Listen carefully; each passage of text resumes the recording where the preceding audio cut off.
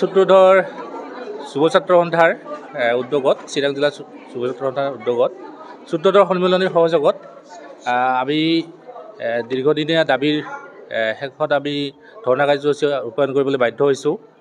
আমি কেৱল ইয়াত তাৰমানে জিন্দাবাদ মুৰ্দাবাদ কোৱাৰ কাৰণে আমি বহা নাই।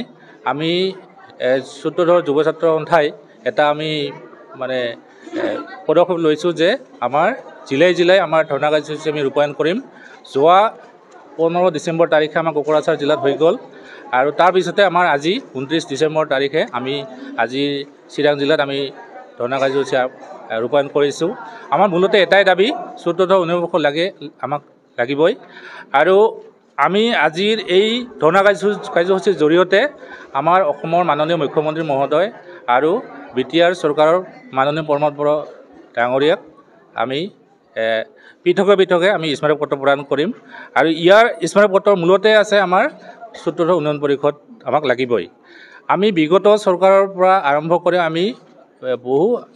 আমি দাবী ইতিমধ্যে চৰকাৰৰ ঘৰত আমি উত্থাপন কৰিছিলোঁ, কিন্তু কি হ'ল আমাৰ আজিলৈকে আমাৰ সূত্ৰধৰ জনগোষ্ঠীৰ লগত চৰকাৰে কোনো আনুষ্ঠানিক বৈঠকৰ কাৰণে মানে সদিচ্ছা প্ৰকাশ কৰা নাই।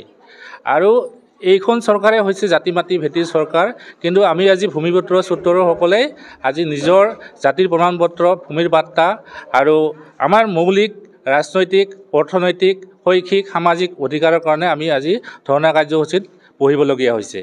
আমি ইয়াৰ পৰাই আমি আজিৰ এই অনুষ্ঠানৰ পৰাই আমি ৰজাঘৰীয়াক আমি সাৰ পোৱাকৈ আমি দাবী জনাইছোঁ যে আমাৰ মূল দাবী সূত্ৰধৰ উন্নয়ন পৰিষদ আমাক লাগিবই। আৰু আমাৰ যিখিনি BTC অঞ্চলতে হওক, আমাৰ গোটেই অসমতে হওক, আমাৰ যিখিনি ভূমিৰ সমস্যাত ভুগি আছে আমাৰ সূত্ৰধৰ জনগোষ্ঠীৰ লোকসকল, তেওঁলোকক বিনা স্বত্বে বা আমাৰ কিছু মাটিৰ সমস্যা দূৰ কৰি আমাৰ ভূমি পট্টা প্ৰদান কৰিব লাগে।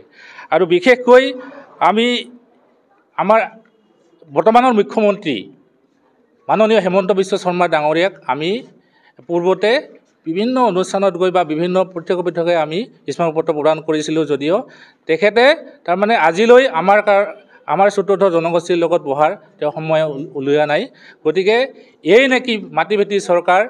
আৰু কেইদিনমান আগতে আমাৰ মুখ্যমন্ত্ৰী মহোদয়ে কৈছে যে আমি ধৰ্ণা কাৰ্যসূচী নোহোৱাকৈ যদি আমি 5 বছৰ অতিক্ৰম কৰিব পাৰোঁ, কিন্তু আমাৰ ৰাজ্যখন ভাৰতৰ ভিতৰতে এটা পৃথক ৰাজ্য হৈ পৰিব বা আমাৰ এটা উল্লেখনীয় ৰাজ্য হৈ পৰিব।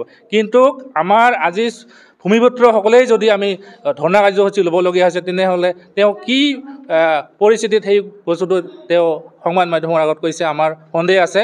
গতিকে আমাৰ নিচিনা জনগোষ্ঠীসকলৰ বা আমাৰ সূত্ৰধৰ জনগোষ্ঠীৰ ক্ষেত্ৰত যদি তেওঁ কোনো পদক্ষেপ লোৱাই নাই আজিলৈকে, গতিকে তেওঁ এই কথাখিনি কোৱাৰ কোনো অধিকাৰেই নাই। ইতিমধ্যে আমাৰ বিগত চৰকাৰৰ আমাৰ প্ৰাক্তন মন্ত্ৰী চন্দ্ৰমোহন ডাঙৰীয়াই তেখেতে আমাৰ অনুষ্ঠানত যুৱ ছাত্ৰ সন্থাৰ অনুষ্ঠানত আমাৰ উন্নয়ন পৰিষদ দিব বুলি আমাক ঘোষণাও কৰিছিল, কিন্তু সময়ত ৰামো নাই অযোধ্যাও নাই।